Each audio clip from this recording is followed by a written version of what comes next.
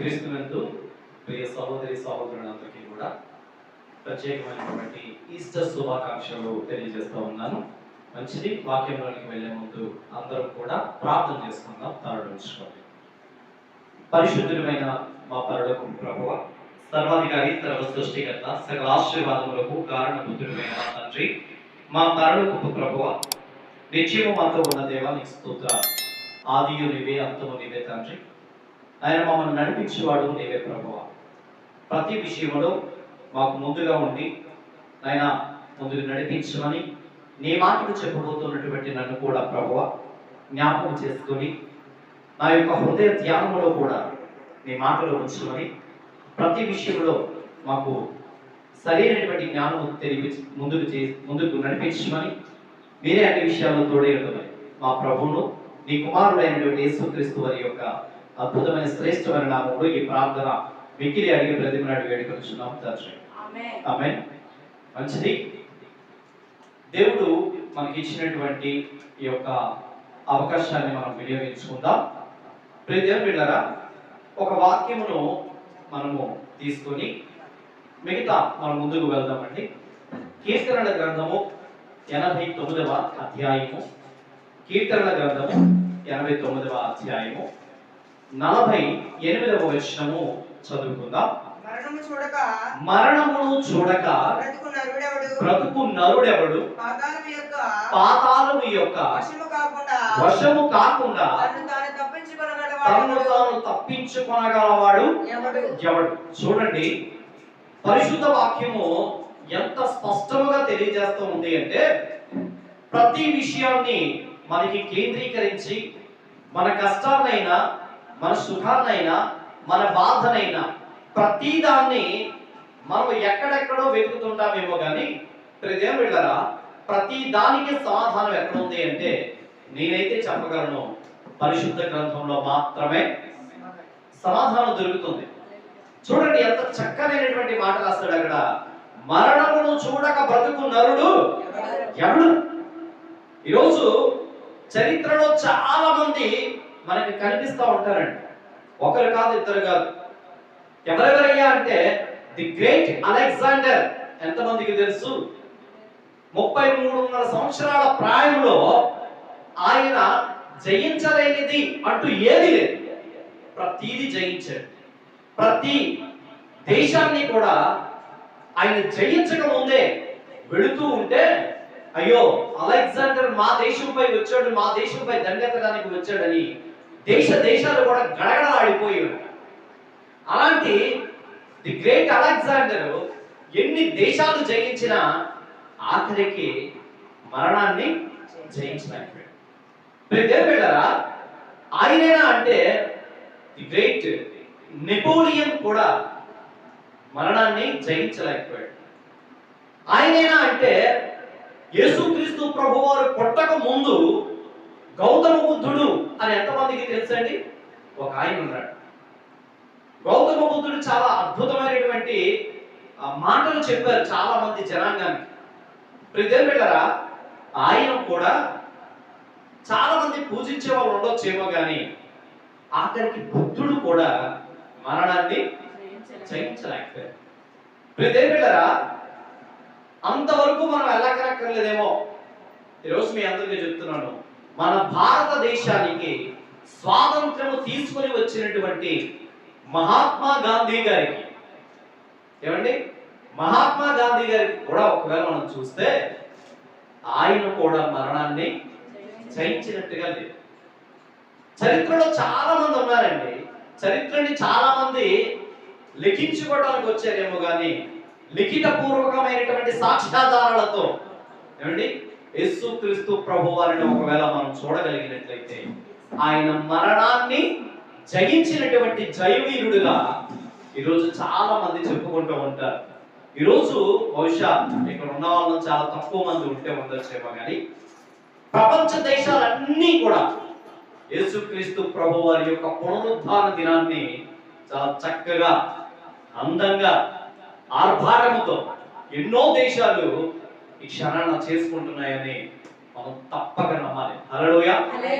ప్రియ దేవుని బిడ్డలారా, మీకు ఒక విషయాన్ని నేను కేంద్రీకరించి చెప్పాలని ఆశపడతా ఉన్నాను. ఏంటయ్యా అంటే, యేసుక్రీస్తు ప్రభువారు మనలాగే ఆయన అమ్మ కడుపులో పుట్టారు. మనలాగే ఆయన కూడా మనలాగే బ్రతికారు. ఈరోజు సర్వ మానవాళికి కూడా మరణం అనేది ప్రతి ఒక్కరికి కూడా సర్వసాధారణం. ఎందుకంటే నువ్వు కాసేపు ఒక మాట ఆలోచించుకొని, అయ్యా ఈరోజు వద్దండి రేపు రండి అంటే, అలాగే ఈ రోజు కాకపోతే రేపు వస్తానని చెప్పేసి వెళ్ళిపోయేది కాదు మరణం. నువ్వు వద్దన్నా జాగ్రత్తగా వచ్చి ప్రతి ఇంటి డోర్ కూడా కొడుతుంది. అది ఏదో ఒక రోజు అయ్యింది.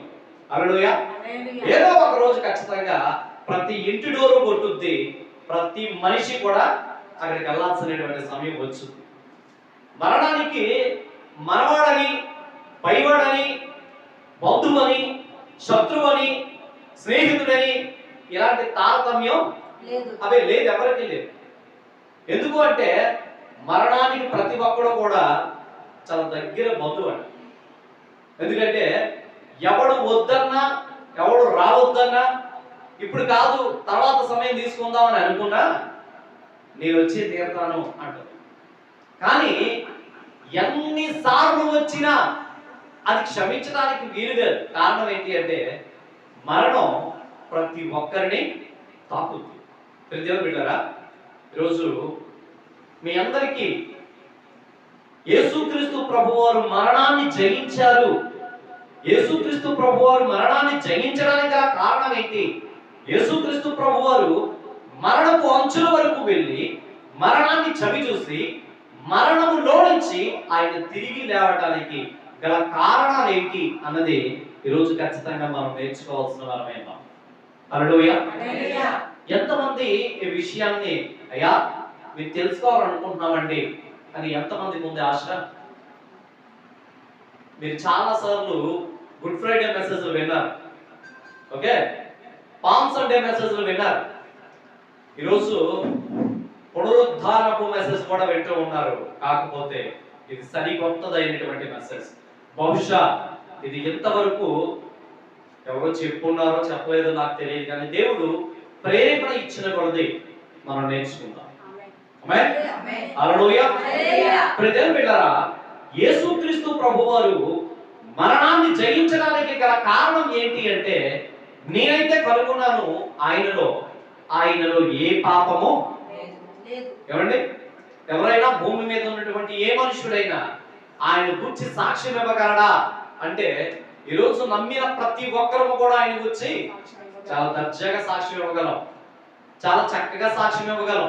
కారణం ఏంటి అంటే, ఇందాక ఒక మాట చెప్పాడు కదా, 89వ కీర్తన 48వ వచనంలో ఏమనుంది?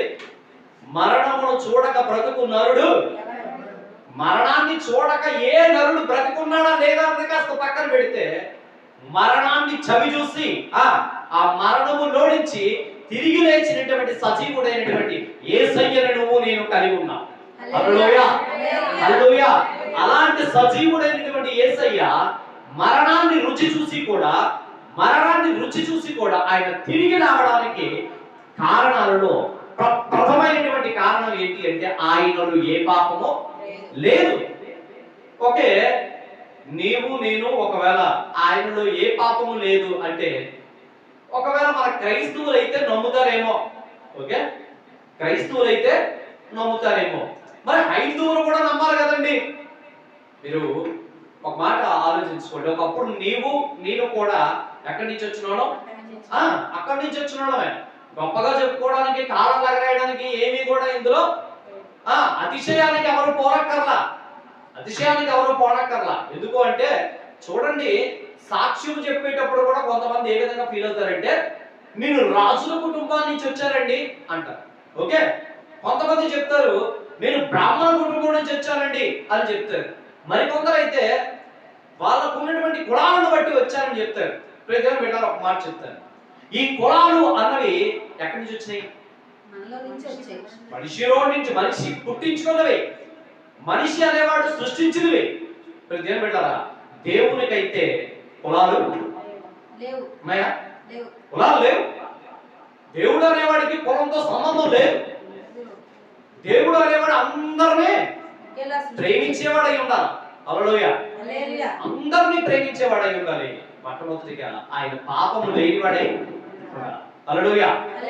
చూద్దాం ఈరోజు ఆయన మరణాన్ని రుచి చూసి కూడా తిరిగి పునరుద్ధారుడై లేవడానికి గల కారణాలలో ప్రప్రథమైనటువంటి కారణం మనం ఎంచుకున్నట్లయితే ఆయనలో ఏ పాపము లేదు అని కొంతమంది సాక్ష్యం ఇస్తా ఉన్నారట. లేదని కొంతమంది సాక్ష్యం ఇస్తా ఉన్నారట. నేను ఒక మాట మిమ్మల్ని అడుగుతా, ఏమండి, ఎవరి సాక్ష్యాన్నైనా అడగాలి అంటే ఫస్ట్ ఆఫ్ ఆల్ ఎవరిని అడగాలి? మాట్లాడట్లా, గట్టిగా మాట్లాడండి. పర్వాలా. ఎవరిని అడగాలి? వాళ్ళతో నడిచిన వాళ్ళని, వాళ్ళతో ఉంటున్న వాళ్ళని, 24 గంటల వాళ్ళని గమనించిన వాళ్ళని అడిగితే వాళ్ళ సాక్ష్యం ఏంటో చెప్తారు. ఇప్పుడు నేను ఒక్కడే ఉంటాను కాబట్టి నేను పరిశుద్ధుని అని మీకు చెప్పవచ్చు. అయినంత మాత్రం నేను పరిశుద్ధుని అయిపోతానా? ఎవరు చెప్పాలయ్యా అంటే నా పరిశుద్ధత ఏంటో, నా సాక్ష్యం ఏంటో, నా గొప్పతనం ఏంటో, నా మంచితనం ఏంటో, నా చెడుతనం ఏంటో పూర్తిగా ఎవరు తెలుసు అంటే నా పక్కన సహవాసం చేస్తున్నటువంటి సాటి అయిన సహవాసం ఎవరు ఉంటారు? నా భార్య. నా భార్యని అడిగితే వీడు మంచోడా చెడ్డోడా అని చెప్తే ఈజీగా నేను ఉంటే ఒకలా చెప్తుంది, లేకపోతే అలా చెప్తుంది అని ఏమైనా డౌట్ ఉంటుందా? ఖచ్చితంగా మా ఆయన ఇలాంటి వాడని చెప్తుంది, ఇలాంటి వాడని చెప్తుంది. కారణం ఏంటి అంటే ఇది ప్రతి మనిషికి ఉన్నదే. నీ సాక్ష్యం అడగాలంటే ఖచ్చితంగా నీ స్నేహితుల దగ్గరికి వెళ్ళాలి. నీ సాక్ష్యం అడగాలంటే నీ అన్నదమ్ముల దగ్గరికి వెళ్ళాలి. దేవుని బిడ్డలారా, యేసుక్రీస్తు ప్రభువారితో 3.5 సంవత్సరాల పాటు నడిచి 3.5 సంవత్సరాల పాటు ఆయనతో పాటు సహవాసం చేసినటువంటి వ్యక్తులలో ప్రధానమైనటువంటి వ్యక్తి ఒక ఆయన మనం చూద్దాం. హల్లెలూయా. ఆయన ఏ సాక్ష్యం చెప్తున్నాడో చూద్దాం. 1వ పేతురు రాసిన పత్రిక 2వ అధ్యాయము 22వ వచనంలో రాయబడి ఉన్నటువంటి మాట ఒకసారి మనం చదవగలిగితే, 1వ పేతురు 2వ అధ్యాయము 22వ వచనం, ఆయన పాపము చేయలేదు, ఆయన నోటను ఒక్క మాట. ఎంత చక్కనైనటువంటి సాక్ష్యం చెప్పాడు పేతురు. ఏమండి, యేసుక్రీస్తు ప్రభువారు 12 మంది శిష్యులను ఏర్పాటు చేసుకున్నటువంటి ప్రధానమైనటువంటి మొట్టమొదటి శిష్యుడు. ఆ శిష్యుడికి ప్రధాన అపోస్తలుడు అని పేరు కూడా పెట్టాడు. అలాంటి అపోస్తలుడు నోటి వెంట ఏ మాట వచ్చిందండి? ఆయన పాపం చేయలేదు, ఆయన నోటను చూసారా, ఏ కపటమును. ఎంత చక్కటి సాక్ష్యం. 3.5 సంవత్సరాల పాటు ఆయనతో పాటు నడిచాడు. ఇలాంటి పేతురు ఒకానొక సమయంలో ఏమండి ఒక మాట అబద్ధమాడాడు. తెలుసా మీకు? యేసయ్య ఎవరో నాకు తెలియదు అన్నాడు. యేసయ్య ఎవరో నాకు తెలియదు, నేను చూడలేదు అన్నాడు. అలాంటి పేతురే దగ్గర సాక్ష్యం చెప్తున్నాడు. ఏమని చెప్తున్నాడు? ఆయన పాపం చేయలేదయ్యా, అది మాత్రమే కాదు, ఆయన నోట ఏ కపటమును. మనలో అయితే చాలా కపటాలు ఉంటాయేమో, మనలో అయితే చాలా పాపాలు ఉంటాయేమో. మనం చూపే పాపం, ఏమండి, మనం చూపే పాపం, మన హృదయమే ఒక పాపం అండి. కానీ వీటన్నిటికీ కూడా ఆయన వ్యతిరేకంగా ఉన్నారు. హల్లెలూయా. దేవుని బిడ్డలారా, పేతురు గారు మంచి సాక్ష్యం చెప్పారు. పేతురు గారు గొప్ప సాక్ష్యం ఇచ్చారని నేను నమ్ముతూ ఉన్నాను. ఎందుకంటే ఒక్కరోజు కాదు, 2 రోజులు కాదు ఆయనతో నడిచింది. 3.5 సంవత్సరాల పాటు నడిచాడు. చెప్పగా ఒక పత్రిక రాస్తూ అనేక మందికి ఈ పత్రికలో ఉన్నటువంటి మాట సాదృశ్యమే. హల్లెలూయా. దేవుని బిడ్డలారా, సరే పేతురు గారు రాశారు, పేతురు గారు చాలా చక్కగా ఆయన పత్రికలో రాశారు కాబట్టి ఓకే. మరి మరొక ఆయన చెప్తున్నాడట. 1వ యోహాను 3వ అధ్యాయము 5వ వచనంలో ఒక ఆయన చెప్తున్నాడు. తీయండి ఒకసారి. 1వ యోహాను రాసిన పత్రిక, పాపమును తీసివేయుటకై ఎవరండి? యేసుక్రీస్తు ప్రత్యక్షమైనని నీకు తెలియను, ఆయన యందు పాపమేమియు లేదు, ఆయన యందు నిలిచియుండువాడెవడును పాపము ఏముందండి? పాపం చేయడు. దేవునికి మహిమ కలుగునుగా. ఆయన యందు నిలిచి ఉండువాడు ఎవడు ఆ, పాపం చేయడు. అంటే ఆయనలో ఏ పాపం లేదని ఎవరు చెప్తున్నారు? రెండో వ్యక్తి యోహాను. యోహాను గారు చెప్తున్నారు. ఏం పెట్టారా? సాక్ష్యం అంటే ఎలా ఉండాలంటే దిట్టమైంది ఉండాలి. సాక్ష్యం అంటే బలమైనదిగా ఉండాలి. ఇద్దరు శిష్యులు కూడా చక్కడైనటువంటి మాటలు చెప్పారండి. నేను ఆ మాట అంటాను, మనకి ఎవడైతే ఓటేస్తాడో, మనకి ఎవడైతే మంచోడో, మనం ఎవరికైతే అన్నం పెడతాం వాడు ఖచ్చితంగా మనకి మాట్లాడట్లా, వాడు ఖచ్చితంగా మనకే కదండి సపోర్ట్ చేస్తాడు. అంతే అంతే కదా. అంతే. ఇప్పుడు పేతురు గారు ఉన్నారు, చేపలు పట్టడానికి వెళ్ళాడు. ఆయన చేపలు పట్టడానికి వెళ్ళేటప్పుడు వలేస్తున్నాడు, కానీ పాపం ఎంత ప్రయత్నం చేసినా సరే చేపలు పడట్లేదట. యేసుక్రీస్తు ప్రభువారు వెళ్ళారు, అబ్బాయి నువ్వు అక్కడగా చేపలు వలేయడం నేను చెప్పిన చోట అన్నాడు. చెప్పిన చోట అయ్యగానే వల పిగిలిపోయి అంతగా విస్తారమైన చేపలు పడ్డాయట. అంటే పేతురు గారు ఏం పొందారు? మీరు మాట్లాడుతున్నారు, కాస్త లాభం పొందారండి. లాభం పొందారు కాబట్టి ఒకవేళ ఓటేశారేమో, సాక్ష్యం చెప్పారేమో అనుకుందాం. మరి యోహాను గారు ఉన్నారు కదా, యోహాను గారు ఎవరు? ప్రియమైన శిష్యుడు. అది మాత్రమే కాదు కానీ స్వయాన మరియ కన్యమరి అయినటువంటి తన ఆ తల్లి గారికి చెల్లినటువంటి ఎవరావిడ? సలోమి యొక్క కుమారుడు యోహాను. ఓకేనా? ఒకవేళ అందుకని సాక్ష్యం ఇచ్చాడేమో ఆయన. వీళ్ళిద్దరిని కాస్త పక్కన పెడదాం. ఏం పెట్టారా? యేసుక్రీస్తు ప్రభువారు అంటే నప్పరండి. యేసుక్రీస్తు ప్రభువారు అంటే ఇష్టం ఉండదండి. యేసుక్రీస్తు ప్రభువారు అంటే అస్సలు ఇత్తని వ్యక్తి ఒక ఆయన ఉన్నాడు, తెలుసా మీకు? యేసుక్రీస్తు ప్రభువారిని అమ్మివేసిన వ్యక్తి ఉన్నాడు. ఆయన ఇస్తాడంటారా సాక్ష్యం? రూల్ ప్రకారం అయితే ఇవ్వకూడదు. ఎందుకు ఇవ్వాలి? 30 నాణాలకు అమ్మేశాడుగా, అవునా కదా? ఒకసారి తీద్దాం. మత్తయి సువార్త 27వ అధ్యాయము 4వ వచనం చూద్దాం. నేను నిరపరాధి రక్తమును ఏంటండి? నేను నిరపరాధి రక్తమును అప్పగించి పాపము చేసిదనని చెప్పాను. ఎవరు ఈ మాటలు చెప్తుంది? ఇస్కరియోతు యోధా అనేవాడు. చూడండి, కఠినాత్మునికి కూడా కనికరము రప్పించేటటువంటి ఏకైక దేవుడు ఎవరైనా ఉన్నారంటే అది యేసుక్రీస్తు ప్రభువు. హల్లెలూయా. కనికరము లాగానే అమ్మేశాడు, కానీ ఒక దగ్గర వచ్చేసేటప్పుడు మాత్రం తప్పనిసరిగా ఆయన గురించి ఒక సాక్ష్యం ఇస్తా ఉన్నాడు. ఈ సాక్ష్యం ఎవరికో ఇవ్వడం కాదు. ఈ రోజు నమ్మలేనటువంటి చాలా మంది మతోన్మాదులకి, చాలా మంది క్రైస్తవ యాజకులకి ఈ మాట నిజానికి ఒక సాక్ష్యం. హల్లెలూయా. దేవుని బిడ్డలారా, నా మాట ఒకవేళ కొంతమంది కటువుగా అనిపించవచ్చేమో కానీ నన్ను ఎవడైనా హింసించాలి అనుకుంటే, నన్ను ఎవడైనా నిందించాలి అనుకుంటే నాతో ఉన్నవాళ్ళను కొంతమందిని బయటికి రప్పించాలని చూస్తారు, అవునా?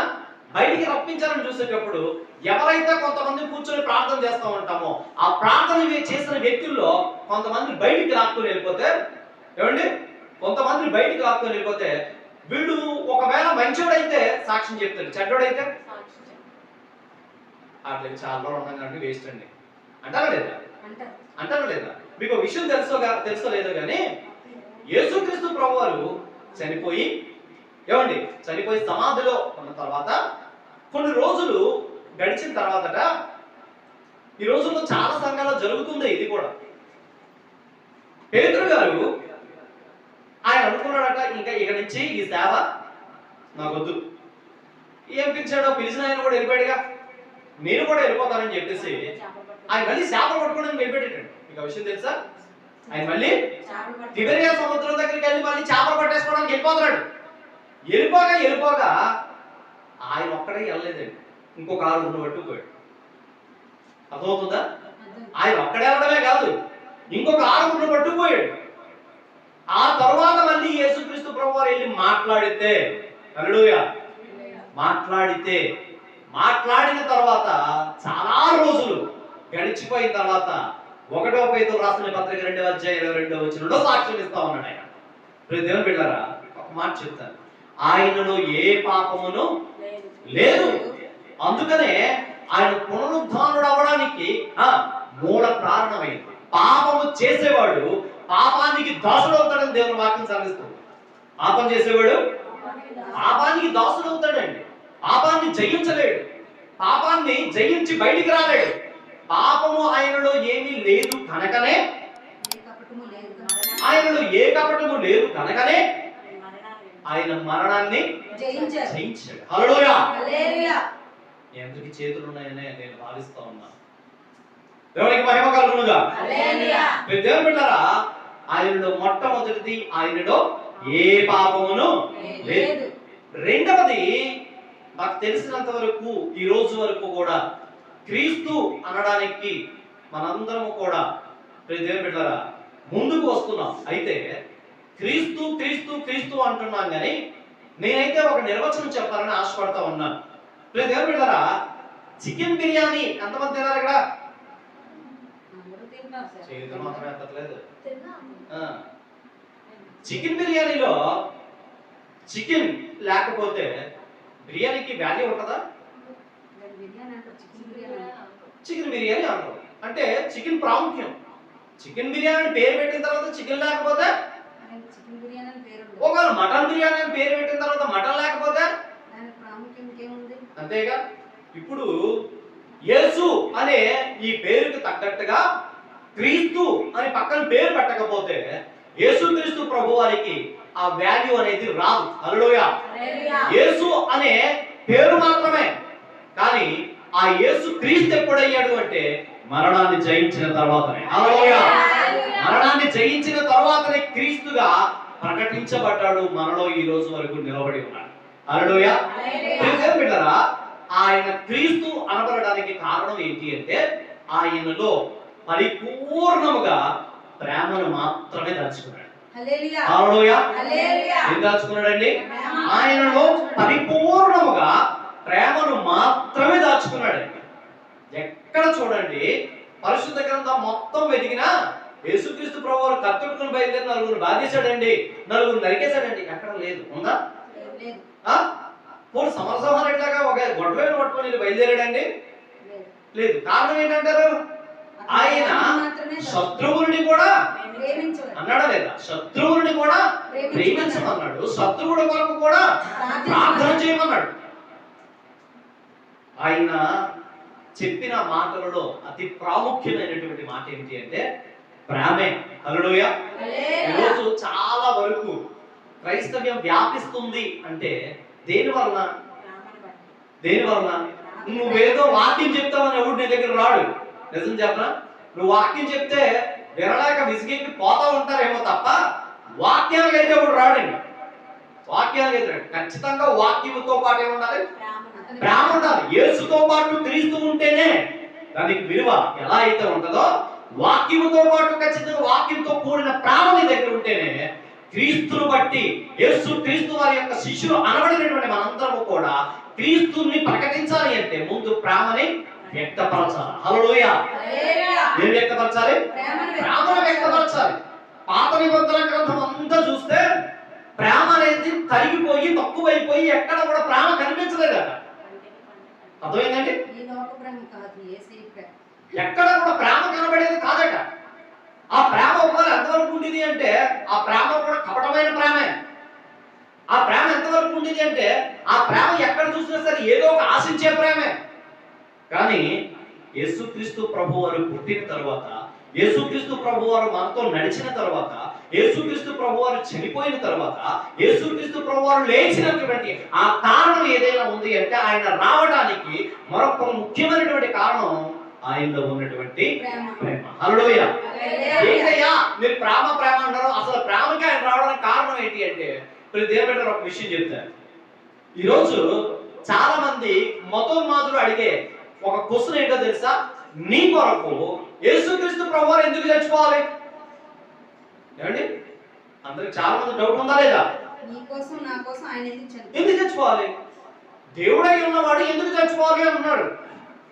దేవుడై ఉంటే ఎందుకు చచ్చిపోవాలని అడుగుతున్నారు. ఇప్పుడు దేవుడు ఒక మాట చెప్తాను. ఒకనొక రోజు ఒక రాజుగారు ఒక మంత్రి, అర్థమవుతుందమ్మా? ఒక రాజుగారు ఒక మంత్రి ఒక కొడుకు, రాజుగారు కొడుకు, ఓకేనా? ముగ్గురు కలిపి పడవలో ప్రయాణం చేస్తూ వెళ్తున్నారు.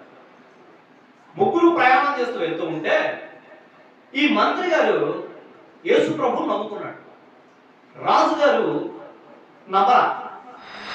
ప్రార్థన సమయం వచ్చింది, ఖచ్చితంగా ఆయన పడవలో ప్రార్థన చేస్తున్నాడట. పడవలో ప్రార్థన చేస్తూ ఉంటే రాజుగారు అన్నారట, ఏమయ్యా మనం ఏదో విహారయాత్రకి వెళ్తున్నాం, ఈ నదిలో ఈ మధ్యలో నువ్వు ప్రార్థన చేయడం అంత అవసరమా అంటే, ఆయన నా కొరకు ప్రాణం పెట్టాడయ్యా, అలాంటి ఆయనకి నేను ప్రార్థన చేయకపోతే, అలాంటి ఆయనకి నేను విన్నపం అనేది చెల్లించకపోతే నా మాట ఏమంటారు? నేను ఖచ్చితంగా ఈ టైంలో ప్రార్థన చేసుకోవాలంటూ ఉంటే, నీ కోసం ఆయన ఎవరో ఎప్పుడో 2000 సంవత్సరాల క్రితం నీ కోసం ఏమండి ప్రాణం అర్పించాడా? ఇది ఎంతవరకు నమ్మమంటావు? నేనైతే ఇలాంటి నమ్మనయ్యా అనేసి అన్నాడు. అంటే ఆ మంత్రి వెంటనే ఒక మాట, అయ్యారు ఏమనుకోవద్దండి, నేను మీతో ఒక మాట చెప్తాను, దయచేసి బాధపడకండి అంటే, నువ్వు ఎలాంటి ఏం చెప్పకయ్యా అన్నాడు. ఎలాంటి ఏమి? ఇప్పుడు చాలా మంది ఏమంటారు, సువార్త చెప్తే వింటారా? సువార్త చెప్తే ఏమంటారు? వెంటనే చెప్పదు అంటారు లేదా? ఆ మాట చాలా మందికి నచ్చదు. కానీ నిజానికి చెప్పాలంటే యేసుక్రీస్తు ప్రభువారు మన కోసమే చనిపోయాడు, మన కోసమే, మన ప్రాణాల యొక్క రక్షణ కొరకు, ఆత్మల యొక్క రక్షణ కొరకు ఆయన చనిపోయాడు అనడానికి నిదర్శనంగా ఆయన ఒక అద్భుతమైనటువంటి మాట చెప్పాడు. కొంత దూరం ముందుకి ఆ పడవ కొంత దూరం వెళ్తూ ఉంటే సడన్ గా వీళ్ళ అబ్బాయి ఆడుకుంటూ నదిలో పడిపోయాడు. రాజుగారు కొడుకు ఎవరండి? రాజుగారు కొడుకు పడిపోయాడు. ఈ రాజుగారు కొడుకు పడిపోయిన తర్వాత రాజుగారు ఏం చేయాలి? టక్కన దూకేశాడు. ఆయన దూకేసి పరుగుని వెళ్ళి ఆ ఈత కొట్టుకుంటూ వెళ్ళి ఆ అబ్బాయిని పైకి తీసుకుని వచ్చి కొడుకు నొక్కేస్తున్నాడు. నొక్కేస్తూ ఉంటే మంత్రి గారు వెంటనే అన్నారట, అదేంటి సార్, నేను అంతో ఎంతో మీ దగ్గర మంత్రిలో ఉన్నాను, నేను మీ దగ్గర పని ఉన్నాయి కదండి, రైట్ ఎల్లు నువ్వు కాపాడు తీసుకురా అంటే నేను ఎలా అంటే, అదేంటయ్యా పడిపోయినాడు నా కొడుకు, పడిపోయినాడు నా కొడుకు, నేను రక్షిస్తాను ఖచ్చితంగా, నువ్వు ఎంతో ఒకవేళ రక్షించకపోవచ్చు. వెంటనే మంత్రి గారికి మంచి అవకాశం దొరికింది. దేవునికి మహిమ కలుగునుగా. నీ కొడుకు అన్న నీకు ఎంతైతే ఆ యొక్క ప్రేమ ఉందో, యేసుక్రీస్తు ప్రభువారికి కూడా నన్ను రక్షించిన తర్వాత నా మీద అదే విధమైనటువంటి ప్రేమ ఉంది కనుకనే నా కోసం ఆయనే చనిపోయాడు. దేవునికి మహిమ కలుగునుగా. నా ఆత్మల రక్షణ కొరకు మాత్రమే ఆయన చనిపోయాడు అని ఎప్పుడైతే సమాధానం ఇచ్చాడో రాజుగారి బుర్రలో బలు వెలిగింది. దేవునికి మహిమ కలుగునుగా. చాలా మందికి అర్థం కాక, చాలా మందికి తెలియక, చాలా మందికి విలువ, యేసుక్రీస్తు విలువ తెలియక ఈ మాట అంటూ ఉన్నారు. దేవుని బిడ్డలారా, మనం హల్లెలూయా అన్నంత మాత్రాన మనం చీప్ కాదండి. ఎందుకంటే మనము ఏకైక దేవుడిని నమ్ముకున్నటువంటి మనుషులు. హల్లెలూయా. దేవుని బిడ్డలారా, ఆయనలో ఏం దాగుంది? ప్రేమ దాగుంది. మీకు ఒక విషయం, గలతీయులకు రాసిన పత్రిక 5వ అధ్యాయము 14వ వచనం చదువుదామండి. గలతీయులకు రాసిన పత్రిక ధర్మశాస్త్రం అంతయు ఏమనుందండి? ధర్మశాస్త్రం అంతయు నిన్ను వలె నీ పొరుగు వారిని ప్రేమించమని ఒక్క మాటలో సంపూర్ణమై అంతేనా? ఈరోజు నేను చెప్తున్నాను, ధర్మశాస్త్రాన్ని కూడా ఏమండి ఆయన పరిపూర్ణం చేయడానికి, క్రీస్తు ప్రేమను రుజువు పరచడానికి ఆయనే వచ్చి నీ కొరకు నా కొరకు ఆయన ప్రాణాన్ని అర్పించి తిరిగి లేచి ఉన్న సజీవుడైనటువంటి దేవుడు. హల్లెలూయా, హల్లెలూయా. ఒక్కరినో ఇద్దరినో ప్రేమించి వెళ్ళిపోతే కాదండి, ఆయన సర్వ లోకాన్ని ప్రేమించాడు. అందుకే ఆయన ఒకే ఒక మాట అంటాడు, ఆయన లోకమును ఎంతో ప్రేమించాడు. కొంచెం ప్రేమించలేదు, ఆయన లోకమును ఎంతో ప్రేమించాడండి. మామూలు ప్రేమ కాదు ఆయన ప్రేమ. ఆ ప్రేమను వర్ణించదు. దేవుని బిడ్డలారా, ఆయన ప్రేమలో సరిసాటి అయినటువంటి మాట ఒకటి ఏంటి అంటే, చూడండి, వ్యభిచారమందు పట్టబడినటువంటి స్త్రీని రాళ్ళిచ్చి కొట్టి చంపేద్దామని చాలా మంది ప్రయత్నం చేస్తూ ఉన్నారు. అక్కడ కొంతమంది ఏమండి కొంతమంది ప్రయత్నం చేస్తూ ఉంటే యేసుక్రీస్తు ప్రభువారు చూడండి, యోహాను సువార్త 8వ అధ్యాయము 10వ వచనం చదువుదాం. యోహాను సువార్త 8వ అధ్యాయము. యేసు తల ఎత్తి చూచి అమ్మా, ఎవరిని పిలుస్తున్నారు? ఈ పిలుపు తెలుసా మీకు? ఈ పిలుపు ఎవరితో పలుకుతున్నారో తెలుసా మీకు? ఎవరిని ఎంత చక్కనైనటువంటి మాటతో సంబోధిస్తున్నారో తెలుసా మీకు? ఆ మాట చూడండి ఎంత చక్కనైనటువంటి మాట. అమ్మా అమ్మా వారెక్కడ ఉన్నారు? వారు ఎక్కడ ఉన్నారు? ఎవరును ఆ, నీకు శిక్ష విధింపలేదా ఎవరినో నీకు శిక్ష విధింపలేదా అని అడిగినప్పుడు ఆమె లేదు ప్రభువా అనెను. లేదు ప్రభువా అనెను. అనెను. అందుకు యేసు నేను నీకు శిక్ష విధింపను. దేవునికి మహిమ కలుగునుగా. హల్లెలూయా. హల్లెలూయా. నేను అంటే అర్థం ఏంటి అంటే ఆయన ఆయన కూడా కూడా శిక్ష విధించు. మీకు ఒక విషయం చెప్తాను. నేను కూడా అంటే ఆయన కూడా. అర్థం చాలా దాగం లోతైన మార్గం ఉందండి. పాపములు అతనిలో పాపం మీకు లేదు ఒక విషయం కానీ- చెప్పనా, వాళ్ళందరూ శిక్ష వేయగలరో లేదా అన్నది వాళ్ళకి ఇంకా డౌట్. కానీ నేను కూడా అంటే నేను శిక్ష విధించగలను, కానీ నేను కూడా నిన్ను శిక్ష విధించను. విధించను. హల్లెలూయా. హల్లెలూయా. ఆయన శిక్ష వేయడానికి ఆయనకు అధికారం ఉన్న దేవుడు. ఆయన ఏం చెప్పాడు తెలుసా? నేను ప్రేమించి ఆవిడ్ని క్షమించాడు. ప్రియదేవుని బిడ్డలారా, ఆయనలో ఉన్నది ప్రేమ. ఆయనలో ఉన్నది ప్రేమ కనుకనే ఏమండి ఎంతో మంది కాళ్ళు లేకపోతే ఆయన కాళ్ళు ఇచ్చాడు. హల్లెలూయా. ఎంతో మందికి చూపు లేని వారైతే గుడ్డితనంతో ఉన్న వాళ్ళైతే వాళ్ళకి ఏమి ఇచ్చాడు ఆయన? కళ్ళు ఇచ్చాడు. ఎంతో మంది కుష్ఠరోగులైతే ఆ కుష్ఠరోగులకి ఏమి ఇచ్చాడు ఆయన? ఒళ్ళంతా చాలా పసిపిల్ల దేహము వలె మార్చినటువంటి దేవుడు. హల్లెలూయా. హల్లెలూయా. హల్లెలూయా. మీకు ఒక అద్భుతమైన మాట చెప్పనా? ఎక్కడో యుగోస్లేవియా అనే దేశంలో 1910వ సంవత్సరంలో పుట్టింది ఒక ఆమె. ఆవిడ యేసుక్రీస్తు ప్రభువారి యొక్క ఈ పరిశుద్ధ గ్రంథాన్ని చదివి ఆవిడ నేర్చుకున్నది ఏంటి అంటే సర్వలోకాన్ని ప్రేమించి వచ్చి తన ప్రేమను చాటి అనేక మంది మధ్యలో అనేక మంది ఆత్మల రక్షణార్థమై చనిపోయి తిరిగి లేచినటువంటి యేసయ్య ప్రేమను చవి చూసి ఆవిడ ఒకటి నిర్ణయం తీసుకుంది. ఏంటో తెలుసా? కుష్ఠరోగులకి సేవ చేయాలని. హల్లెలూయా. ఏం చేయాలని? కుష్ఠరోగులకి సేవ చేయాలని. ఏమీ తెలియదండి కొంతమందికి. సింపుల్ గా మాట్లాడి రాస్తారు. ఏమీ తెలియదు. అరే బాబు, ఈ రోజు వరకు క్రిస్టియన్ మిషనరీలు చాలా మంది భారతదేశానికి వచ్చారు అంటే, భారతదేశంలో అనేక మంది ఆడపిల్లలు చదువుకుంటున్నారు అంటే, అనేక మంది ఆడపిల్లలు ఇంకా కూడా సతీ సహగమనం అనే ఒక చెత్త పేరుతో అనేక మంది ఆడపిల్లలు ఇంకా చంపగా ఈ రోజు బతికి బట్టగట్టారు అంటే కారణం క్రైస్తవులు చేస్తున్న ఒకే ఒక గొప్ప త్యాగం. హల్లెలూయా. హల్లెలూయా. హల్లెలూయా. హల్లెలూయా. దేవుని బిడ్డలు చాలా మందికి తెలియక వాళ్ళు ఏం చేశారండి? వాళ్ళు ఏం చేశారా?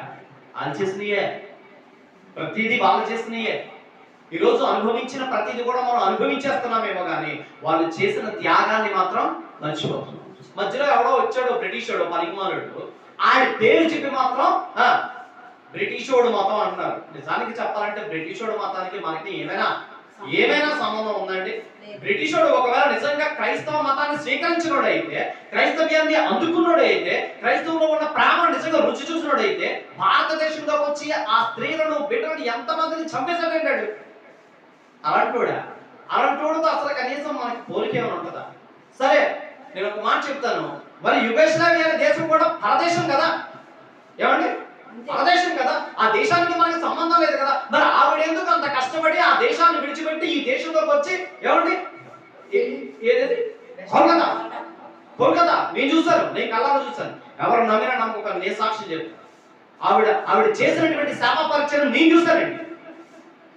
ఆవిడ కోల్కతా నగరంలో ఒక అద్భుతమైనటువంటి ఎన్నో అనాథాశ్రమాలు కట్టించింది. కుష్ఠరోగులు పుళ్ళు కడిగింది. కుష్ఠరోగులు ఎంతమందిని బాగు చేసింది ఆవిడ. ఈరోజు అనేక మంది కుష్ఠరోగులు రోడ్ల మీద కాకుండా అనాథాశ్రమాల్లో ఉంటున్నారంటే, ఎంతమంది ఆశ్రమంలో కూడా పట్టిన అన్నం తింటున్నారంటే కారణం ఎవరు?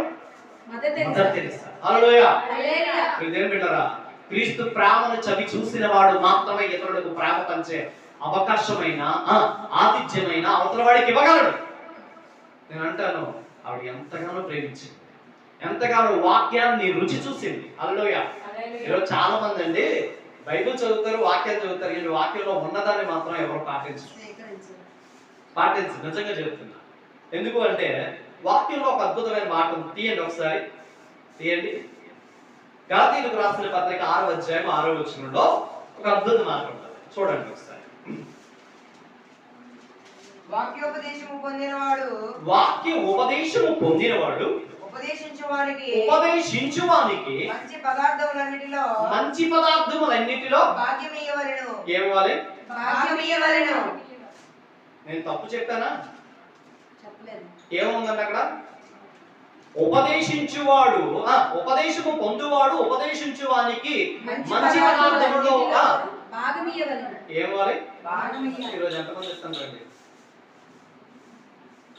ఈరోజు ఎంతమంది ఇస్తున్నారు? నిజం మాట్లాడుకుందాం మనం. ఉపదేశం ఎవడైతే ఇస్తున్నాడో ఉపదేశం పొందువాడు ఖచ్చితంగా ఉపదేశించేవాడికి ఏమివ్వాలి? మంచి పదార్థములన్నిటిలో భాగమియ్యవలెను అన్నాడా లేదా? ఇది దేవుని వాక్యమా కదా? వాక్యమే. మరి ఎంతమంది ఇస్తున్నారు? ఏమనంటే దశమ భాగాల కోసమే చేస్తాం రండి పాస్టర్లు అంటారా లేదా? కానుకల కోసమే చేస్తాం రండి అన్నారా లేదా? వారు బాబు నిజానికి చెప్పాలి అంటే యేసుక్రీస్తు ప్రభువును చాటి చెప్పాలి అంటే ఇంచుమించు నీవు ఇచ్చినటువంటి కానుకల ద్వారా వాడేదో కార్లు బంగారాలు వేసుకుని నడుద్దాం కాదు. వాడికి ఖచ్చితంగా 10 మందికి సేవ చేయాలంటే అందులో నీ వంతు భాగము కూడా నీకు ఇవ్వాలి. ఆమేన్. హల్లెలూయా. దేవుడారా ఈ రోజు క్రైస్తవులు అనబడిన వారు దరిద్రాన్ని ఎందుకు అనుభవిస్తున్నారో తెలుసా? ఎందుకు అనుభవిస్తున్నారో తెలుసా? మీకు తెలియనటువంటి మాట చెప్తాను నేను. మీకు తెలియదు.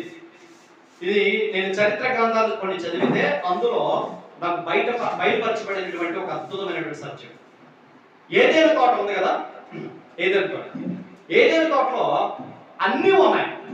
ఒకటి కాదు, రెండు కాదు, అన్నీ ఉన్నాయి. అన్నిటిలో మంచి చెడులను తెలివినిచ్చు చూపించే మొక్క ఉందా లేదా? ఉంది కదా. ఉంది. ఏమండి దేవుడు అన్ని తినమన్నాడు, అదొక్క ఇది తినదా అంటారు? నేను మాట్లాడట్లా. అన్ని తిను, మొత్తం ఇంచుమించు నీకు ఎన్ని ఇచ్చానో ఆ దుంపలు తినొచ్చు, పళ్ళు తినొచ్చు, కాయలు తినొచ్చు, చెట్లు ఆకులు కూడా తినొచ్చు, నీ ఇష్టమే. కానీ మంచి చెట్లను తెలివినిచ్చు ఆ వృక్షాన్ని జోలికి మాత్రం నీకు వెళ్ళొద్దు అన్నాడు. కారణం ఏంటై ఉంటది? మీకు ఒక విషయం చెప్పనా?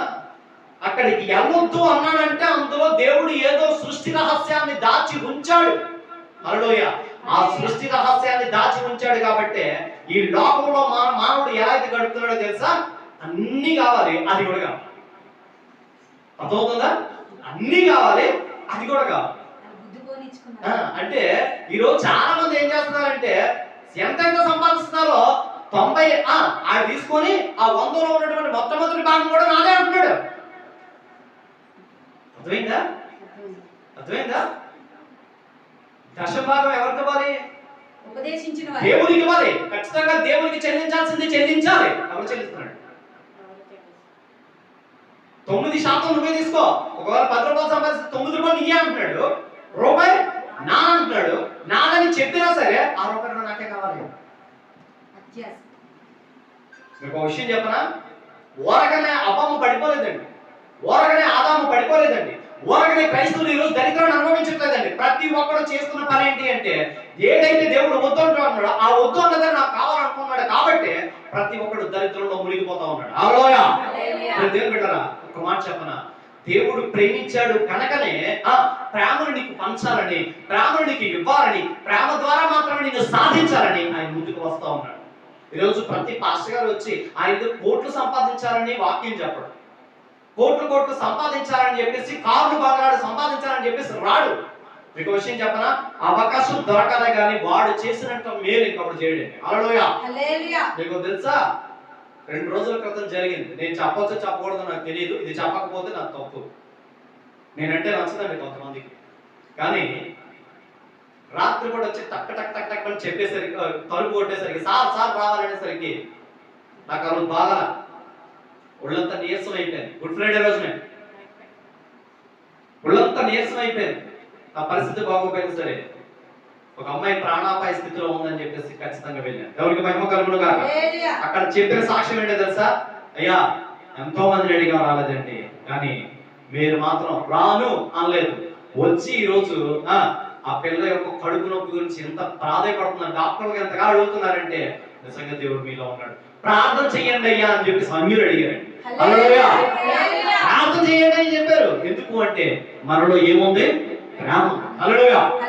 దేవుని బిడ్డలారా యేసుక్రీస్తు ప్రభువారు శిలువ మరణాన్ని జయించడానికి గల కారణాల్లో ముఖ్యమైనటువంటి మరొక కారణం ప్రేమ. దేవుని బిడ్డలారా ఇంకొక మాట చెప్పి నేను ముగిస్తానండి. నేను ఎక్కువ సమయాన్ని నేను తీసుకోను. నాకు చాలా ఇష్టమైనటువంటి మాట, ఆయనలో నేను ఎక్కువ శాతం చూసింది సహనం. దేవునికి మహిమ కలుగునుగా. హల్లెలూయా. ఏంటండి? సహనం. సహనం. ఆయన సహించే వారిలో మొట్టమొదటి వ్యక్తి. సహించే ఆ వ్యక్తిత్వంలో ఆయనకున్నంత సహనం నాకు తెలిసినంత వరకు ఎవరికీ లేదు. ఎందుకు అంటే చూడండి, శిలువకి అప్పగించినటువంటి ముందు రోజు మొదలుకొని ఆయన శిలువకి అప్పగించినంత వరకు కూడా ఎన్ని రకాలుగా ఆయన హింసించారంటారు?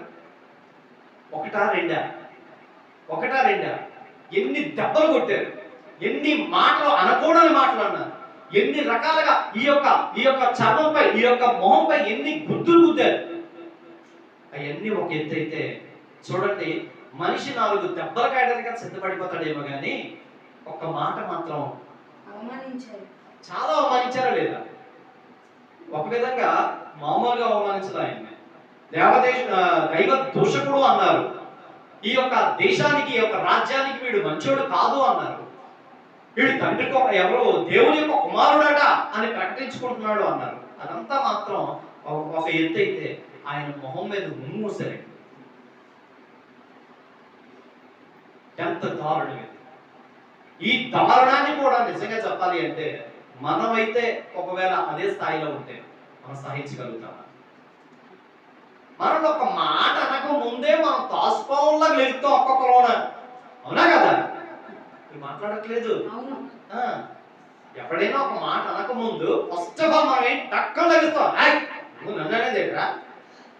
నువ్వెంత, నీ బతికెంత, నీ స్థాయి ఎంత? నిజాన్ని చెప్పాలంటే ఈడు ఎంతో అదే కదండి. ఈడు కూడా గట్టిగా కప్పెడితే పిడికిడి మట్టి, అది విచిత్రం ఏం కాదు. కానీ ఈడు కూడా ఏమంటాడు తెలుసా? నేనెంత, నా లెవెల్ ఎంత, నన్ను నువ్వు అనేవాడివా? నిజానికి చెప్పాలంటే మాట ఎవరనాలి? ఆయన అనాలి. ఆయన అనలేదు కాబట్టి ఈరోజు ఆయన గురించి మనం మాట్లాడుకుంటాం. హల్లెలూయా.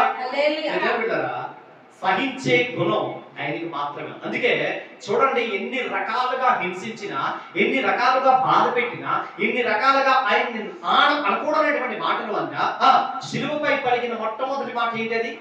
క్షమించండి. తండ్రి మీరేమి చేయించున్నారో వీరిని ఎలుగురు కనుక వీరిని అన్నాడా లేదా? ఒకవేళ సహనం లేకపోతే మాట అంటాడా? సహనం అనేది ఆయనలో సహజశీలమైనటువంటి గుర్తు. హల్లెలూయా. బిడ్డలారా, మంచిది. నేను ఒక విషయాన్ని మీకు చెప్పాలని ఆశపడుతున్నా. ఇద్దరు మనుషుల్ని సమాధానపరచాలండి. ఓకే, ఎంతమందిని? ఇద్దరు మనుషుల్ని సమాధానపరచాలి. ఇద్దరు మనుషుల్ని సమాధానపరచాలంటే మధ్యలో ఉండేవాడు, ఏమండి? మధ్యలో ఉండేవాడు కాస్త తాలింపులో కొన్ని వేసినట్టు, ఒకవేళ తాలింపు వేసి చేసినట్టు యువతోడికి రచ్చగొడదాం అనుకుంటే పుండు మీద కారం చల్లినట్టు రచ్చగొట్టాడు అనుకోండి, అవతోడు ఏం చేస్తాడు? ఇంకా రెచ్చిపోతాడు. యువతోడు 4 తలపలాసులు పడిపోతాయి. అంతేగా? దేవుడు అప్పటి వరకు ప్రతి ఒక్క మనిషిపై కూడా కోపపడి ఉన్నాడు. ఓకే, ప్రతి మనిషి చేసినటువంటి పాపమునికి ఆయన చాలా కోపపడ్డాడు. మరి కోపపడి ఉన్నటువంటి వ్యక్తుల మీద మన మీద ఉగ్రత చూపించకుండా ఉండాలి అంటే మన మధ్య సమాధానపరిచే వ్యక్తి ఒక ఆయన ఉండాలి. ఎవరైనా ఆయన ఎలా ఉండాలి అంటే, ఒకవేళ మనిషే వచ్చాడు అనుకుందాం, మనిషి అయితే దేవునికి నీకు సమాధానపరచగలడా? సమాధానపరచడానికి అవకాశం లేదు. కారణం ఏంటి అంటే, నువ్వు మనిషివే కదా, మనిషికి దేవునికి మధ్య నువ్వు సహవాసం, మనిషికి నీకు మధ్య ఎలాగా నీకు సమాధానం పరుస్తావు అని ఒక దేవుడు అనుకుందాం. దేవుడు అనేవాడు ఒకవేళ నీకు నాకు సమాధానం పరచాలి అంటే, దేవుడికి మనిషికి మధ్య సమాధానం పరచాలంటే ఎట్లా అయింది? మీరు మాట్లాడట్లేదు. దేవుడికి మనిషికి మధ్య సమాధానం పరిచే వ్యక్తి ఎలా ఉండాలి? దేవుడే ఉండాలా? దేవునికి మనిషికి మధ్యన ఒక అంతేగా? అంటే ఆయన వారధిగా ఉండాలి అంటే దేవుడు అయి ఉండాలి, ఇటు మనిషి అయి ఉండాలి. మనిషి దేవుడు అయి ఉంటేనే ఈ మనిషి అనేవాడు దేవుని దగ్గరికి వెళ్ళడానికి ఒక మార్గం. శిలువ అనేది ఎలా ఉంటుందండి? నేను మాట్లాడట్లేదు. నిలువుగా మీరు మీరు మీరు మీరు మొక్కల్లో పెడుతుంటే నాకు చెప్పదు అట్లా హుషారుగా ఉంటేనే చెప్పదు. నాకు ఎందుకు ఈ జీవితం అనేటువంటి ఈరోజు పండగ జరుపుకున్నట్లేదు, దండకం వచ్చినట్టు ఉంది. స్తోత్రం కలుగును గాక. హల్లెలూయా. రెండు చేతులు ఉన్నాయా? హల్లెలూయా. హల్లెలూయా. ప్రజలు పెట్టాలా చెప్పిన నేనే అంత గట్టి చెప్తున్నాను. ఆకలితో ఉండి కూడా మీరు ఆకలితో ఉండవేరు, నేను ఆకలితో ఉండవేరు. స్తోత్రం. హల్లెలూయా. హల్లెలూయా. హల్లెలూయా. అటు దేవునికైనా ఇటు మనిషికైనా ఏమండి సంబంధం కలపాలి అంటే, దరిదపునికి చాచాలి అంటే ఆయన రెండు చేతులు చాచిన వాడై ఉండాలి. హల్లెలూయా. హల్లెలూయా. రెండు చేతులు చాచిన వాడై ఉండాలి. అలాగే చనిపోయేవాడు ఖచ్చితంగా భూమిపై కానీ ఆకాశంపై కానీ చచ్చిపోయేవాడై ఉండకూడదు. అదవుతుందా? అటు భూమికి ఆకాశానికి మధ్య వేలాడ తీయబడినటువంటి వాడు మాత్రమే నీకు నాకు అనగా దేవునికి మనిషికి మధ్య ఏమండి ఒక వారధి వేయగలడు. ఆ వారధి వేసిన వాడు ఎవరైనా ఉన్నారంటే ఆయన ప్రభు అయిన యేసుక్రీస్తు వారి. ఆ యేసుక్రీస్తు వారిలో అటు మానవత్వం ఉంది, ఇటు దైవత్వం ఉంది. దైవత్వం కలిగినటువంటి మానవుడు ఎవరైనా భూమి మీద జన్మించి నీ కొరకు నా కొరకు బ్రతికి తిరిగి చచ్చిపోయి ఎవరైనా తిరిగి వచ్చినటువంటి వ్యక్తి ఎవరైనా ఉన్నారంటే ఆయన ప్రభు అయిన యేసుక్రీస్తు వారు మాత్రమే. హల్లెలూయా. హల్లెలూయా. దేవుని బిడ్డలారా, నీ కోసం నా కోసం ఎప్పుడూ ఒక ప్రయత్నం చేస్తున్నాడు. ఏంటో తెలుసా? ఎవడో తెలుసా? శత్రువైనటువంటి సాతాను. శత్రువైన సాతాను సంబంధం అయితే శత్రువు దగ్గరికి పోతాం అంటాం, కానీ శత్రువైన సాతాను ఎప్పుడు చూసినా నీ కోసం ఒక వల వేస్తూ ఉన్నాడు, నీ కోసం ఒక వల పడుతూ ఉన్నాడు. అలాంటి వాడి వాళ్ళలో వారు పడకుండా మనం ఏం చేయాలి? భద్రముగా మనల్ని మనం కాల్చుకోవాలి. దేవుని బిడ్డలారా, ఒక మాట మీతో చెప్పాలి. ఒకనొక రోజు ఒక కోటీశ్వరుడు కుటుంబంతో కారులో ప్రయాణం చేస్తూ చనిపోయాడు. మొత్తం కుటుంబంలో ఉన్న అందరూ చచ్చిపోయారు. అందులో ఆ కోటీశ్వరుడు తల్లి, ఆ కోటీశ్వరుడు బిడ్డ మిగిలిపోయారు.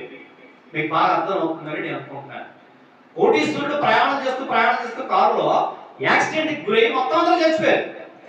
ఆ కోటీశ్వరుడు తల్లి మిగిలింది. మళ్ళీ ఆ కోటీశ్వరుడి బిడ్డ. ఈ కోటీశ్వరుడికి అంటే చుట్టాలు తక్కువ ఉంటారా ఎక్కువ ఉంటారా? కోటీశ్వరుడు కదా సార్, ఎక్కువ మంది చుట్టాలు ఉంటారు, తక్కువ మంది.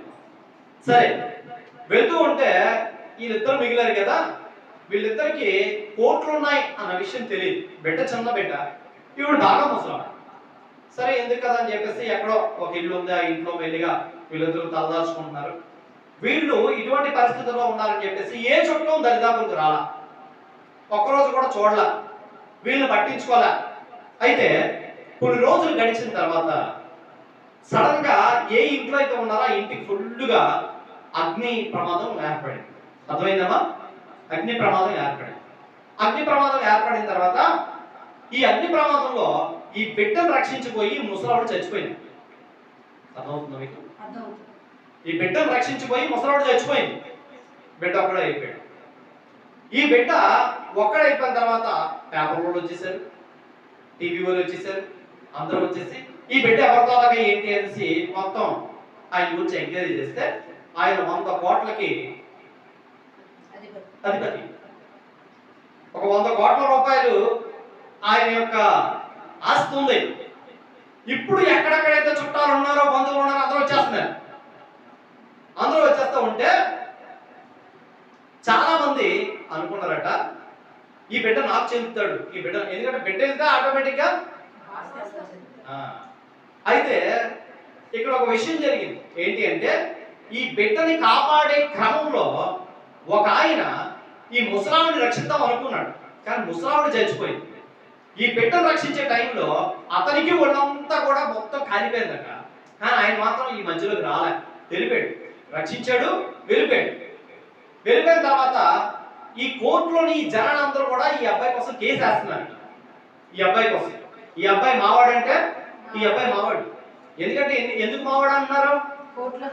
కోర్టు లాస్ట్ ఉంది కదా, కోర్టు లాస్ట్ ఉంది కాబట్టి మావాడంటే మావాడు అని చెప్తున్నారు. అయితే కోర్టుకి అందరూ వెళ్ళారు, ఇటు అత్తలు మామూలు మొత్తం అందరూ వెళ్ళి ఆ అబ్బాయి మాకు చెందుతాడండి, కావాలంటే ఇటువంటి ప్రూఫ్స్ అని చెప్పేసి ప్రతిదీ చూపిస్తున్నారు. అందరూ వెళ్ళారు, జడ్జి గారు అందరూ అడుగుతున్నారు, మీ ప్రూఫ్ ఏంటమ్మా, ఈ అబ్బాయి మీకు ఎందుకు ఇవ్వాలి, మీరు ఏ విధమైనటువంటి రక్త సంబంధం అని అడుగుతూ ఉంటే అందరూ వాళ్ళకి తగినటువంటి మొత్తం అన్ని ప్రూఫ్లు చూపిస్తూ ఉన్నారట. చూపిస్తూ ఉంటే అబ్బాయి ఎలాంటి ప్రూఫ్లు అయితే మాకు అవసరం లేదమ్మా, మీకు ఇవ్వాలని చెప్తున్నాడు. అబ్బాయి ఎవరికి చెందినోడు ఎవరికి చెందినోడు ఎవరికి చెందినోడు అని అంటే ఆఖరికి ఒక ఆయన వెళ్ళాడట. దేవుని స్తోత్రం కలుగునుగా. హల్లెలూయా. ఒక ఆయన వెళ్ళాడట, అయ్యా ఆ అబ్బాయి నాకే చెందాలండి.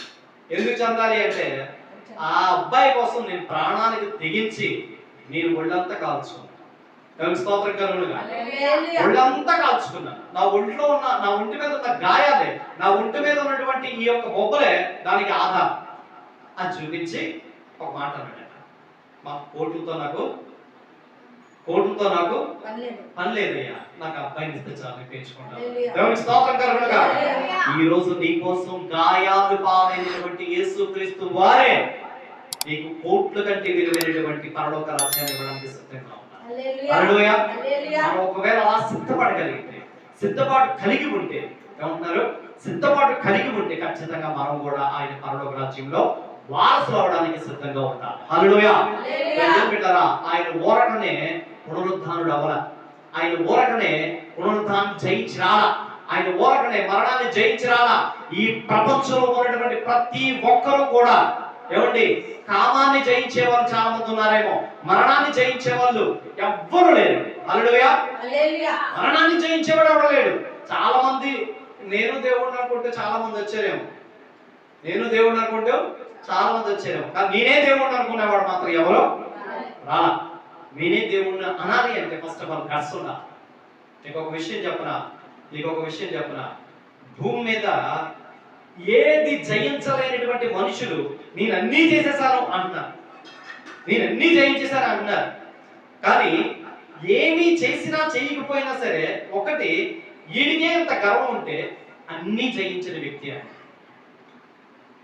ఈ లోకంలో ఉండే కామాన్ని జయించాడు, ఈ లోకంలో ఉండే గర్వాన్ని జయించాడు, ఈ లోకంలో ఉండే మోహాన్ని జయించాడు. ఆయన జయించినటువంటి జయశీలుడు కాబట్టే ఒక మాట అనగలిగాడు. 1 కొరింథీయులకు రాసిన పత్రిక 15వ అధ్యాయము 55వ వచనం చూద్దాం. మరణమా విజయం ఎక్కడ? ఓ మరణమా విజయం ఎక్కడ? ఓ మరణమా నీ ముళ్ళెక్కడ?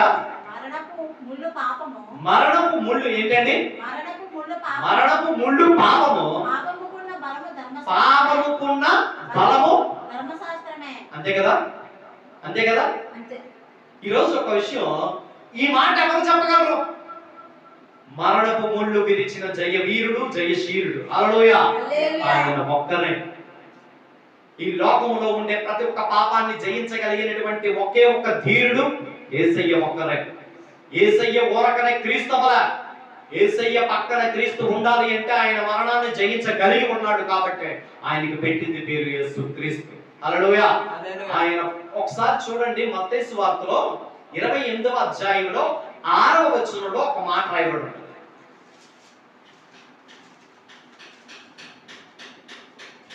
ఒక మాట, ఆయన ఇక్కడ లేడు తాను చెప్పినట్టే ఆయన లేచి ఉన్నాడు. హల్లెలూయా. ఆయన ఇక్కడ లేడు, ఆయన చెప్పినట్టే ఆయన లేచి ఉన్నాడు. రండి ప్రభువు పట్టుకొని స్థలము చూసి త్వరగా వెళ్ళి ఆయన మృతులలో నుండి లేచి ఉన్నాడని ఆయన శిష్యులకు తెలియజేయడు. హల్లెలూయా. నిజం బిడ్డలారా, ఒక అబ్బాయి అట చాలా విపరీతమైనటువంటి మతంతో ఉన్నాడు. ఉండి యేసుని ఎవరైతే నమ్మారో వాళ్ళ దగ్గరికి వెళ్ళి అందరిని అడుగుతున్నాడట, యేసు నమ్ముకోవాలంటే ఎందుకు నమ్ముకోవాలి, యేసయ్య నమ్మాలంటే ఏంటి, యేసయ్య నమ్ముకోవడానికి ఒక్క ఆధారం చెప్పు, నేను నమ్మేసుకుంటాను అంటాడు. అరే బాబు కూర్చో అని చెప్పేసి ఏదో వాళ్ళకి రైతుల వాక్యం చెప్తున్నారు అందరూ. ఈ రోజుల్లో గంటల ప్రసంగం ఎవడంటాడు? వెంటగా సువార్త చెప్తే వింటారా? సువార్త ఒకవేళ చెప్తే మనం వెర్రి వల్ల చూస్తారు, అవునా? దేవుని బిడ్డలారా, వెళ్ళాడట, అడిగాడట, అందరిని అడుగుతున్నాడట. ఒక ఆయన అన్నాడట, ఏంటి బాబు నీ సమస్య ఏంటి చెప్పంటే, నేను యేసయ్య నమ్ముకుంటాను సార్, యేసయ్య దేవుడని నేను విశ్వసిస్తాను, యేసయ్య నమ్ముకోవడానికి నాకు సరైన ఆధారం చూపించాను. ఆయన ఒక్క అన్నమాట, ఏంటో తెలుసా, యేసు ప్రభువు నువ్వు నమ్ముకోవాలంటే భూమి మీద ఏ మనుషుడైనా సమాధిలోకి వెళ్ళాడు కానీ ఆ సమాధి తెరవబడలా. అర్థమైందా? యేసు ప్రభు నేను నమ్ముకోవడానికి మెయిన్ కారణం ఏంటి అంటే ఆయన సమాధి తెరవబడి ఉండేను. హల్లెలూయా. ఆయన సమాధి ఖాళీగా ఉంది. ఆయన సమాధి బంధించలేకపోయింది. ఆయన మరణాన్ని ఎవరు కూడా దేవునికి స్తోత్రం కలుగును. ఈరోజు ఒక మాట చెప్తాను. ఆయన మరణాన్ని రుచి చూసి మరణములో నుంచి బయటికి తిరిగి పునరుద్ధానుడయ్యాడు. హల్లెలూయా. ఆయన సమాధి ఏంటికి కూడా ఈ రోజుకి కూడా తెరవబడిన సమాధి. ఏ సమాధి అండి? చాలా మంది సమాధుల్లో ఇంకా పడుకొని ఉన్నారు, కొబ్బని ఉన్నారు. అలాగలా ఇవా చాలా మంది కడిగేస్తారు కూడా. మొత్తం కడిగేసి పువ్వులు ఎట్టేసి ఆకులు ఎట్టేసి ఆడు ఏమైనా తింటే కనుక తినేది కూడా అక్కడ ఎట్టేసి వచ్చేస్తారు. అవునా? సమాధులు ఆల్రెడీ చూడండి, సమాధుల తోట దగ్గరికి వెళ్ళి చాలా మంది చేసే పని ఏంటి అంటే ఆడు బతుకున్నప్పుడు పిడికి అన్నం పెట్టరాడు, మొత్తం అన్నం పెట్టరు. కానీ ఆడు చచ్చిపోయిన తర్వాత మాత్రం ఆడికి ఏమి ఇష్టం అన్ని తీసుకెళ్ళి ఆడతారు. ఏంటమ్మా? అన్ని ఆడతారు. బతుకున్నప్పుడు పిడికడు మొత్తం అన్నం పెడితే ఆడికి అసలు తినేసి బతుకుతాడేమో, మరి అప్పుడు తినేస్తాడేమో. మళ్ళీ నిజానికి చెప్పాలంటే ఈ సమాధిలో పెట్టిన తర్వాత ఆడికి నచ్చినవి పెడతాను, అప్పుడు లేచి తినాలి, అప్పుడు తెలుస్తుంది దీనికి. మాట చెప్తాను, తెరవబడిన సమాధి ఎవరిదైనా ఉంది అంటే ప్రభు అయినా ఆయనది మాత్రమే. ఆయనకే ఆ శక్తి ఉంది, ఆయనకి తప్ప మరెవరికి లేదు. అందుకే ఆయన చరిత్రకారుడు. హల్లెలూయా. ఆయన చరిత్రను తిరగరాసినటువంటి దేవుడు. మంచిది. దేవుని యొక్క వాక్యము ఎంతో చక్కనైనటువంటి మాటలతో మనల్ని ప్రభు ప్రతి విషయంలో ముందుకు నడిపించాడని నమ్ముతూ ఉన్నాను. ప్రతి ఒక్కరు తాళు ఉంచుకోండి, ప్రార్థన చేసుకుంటాం. పరిశుద్ధులైన తండ్రి, పరలోక ప్రభువా, సర్వాధికారి, సర్వ సృష్టికర్త, సకల ఆశీర్వాదములకు కారణభూతుడైన తండ్రి, మా పరలోక ప్రభువా, సర్వాన్ని సృష్టించినటువంటి దేవా, మాకు నీవు నీ పునరుద్ధానము ద్వారా మా ఆత్మల రక్షణ అర్థమై మమ్మల్ని తిరిగి కళ్ళు తెరిపించడానికి మా మధ్యలోకి వచ్చింది. సహాయం చేయండి ఆయన. ఎంతో మంది తెలియని వ్యక్తులకి తెలియపరచడానికి నీవే మాకు దోహదపడమని నడుచున్నాం. నీకు వందనాలు ఆయన. వీళ్ళని బలపరచండి, స్థిరపరచండి. ఉన్నటువంటి వాక్యంతో, చెప్పినటువంటి వాక్యంతో, విధినటువంటి వాక్యంతో ఆయన మమ్మల్ని మేము బలపరచుకుంటూ ముందుకు కొనసాగే కృప దయచేయండి. మీరే వారికి పొంది కృప చూపించండి. యేసు పరిశుద్ధ నామములో అడిగి పెట్టుకుంటున్నాం. ఆమేన్. తండ్రి ప్రేమ, కుమారుడైన యేసుక్రీస్తు వారి యొక్క కృప, పరిశుద్ధాత్మ అన్యోన్య సహవాసము మనకును సంఘములో ఉండే బిడ్డలకు ఈ రోజు ఈ క్షణం ఎక్కడెక్కడైతే ప్రార్థనలు జరుగుతున్నాయి ప్రతి ఒక్క ప్రార్థనా మందిరాలపై, ప్రతి ఒక్క ప్రార్థనలు జరిపిస్తున్నటువంటి ఆ సంఘ సేవకులపై ఈ రోజు ఏ క్షణమైన ప్రతి విషయంలో దేవుని కొరకు ముందుకు వస్తున్న ప్రతి ఒక్క బిడ్డల యొక్క ఆదరణ నిమిత్తమే, ప్రతి ఒక్కరు సేవకుల నిమిత్తమే, ప్రతి ఒక్కరి కొరకు మేము ప్రార్థిస్తున్నాం. ఎక్కడెక్కడైతే ప్రార్థన జరుగుతుంది ప్రతి ఒక్క ప్రార్థనా మందిరాల్లో కూడా నిత్యముగా ప్రార్థనలు జరిపించేటటువంటి ఆ సంఘాలపై, ముఖ్యముగా యెరూషలేము దేవాలయానికి ఎల్లప్పుడూ దేవుని కృప తోడై ఉండును గాక. ఆమేన్. యేసు రక్తమే జై, శివ రక్తమే జై. ప్రభు యేసు నామం సంపూర్ణ విజయం కలుగును గాక. ఆమేన్, ఆమేన్, ఆమేన్. ఆశీర్వాదం గుణ మీద వర్షింపజేయుగాక.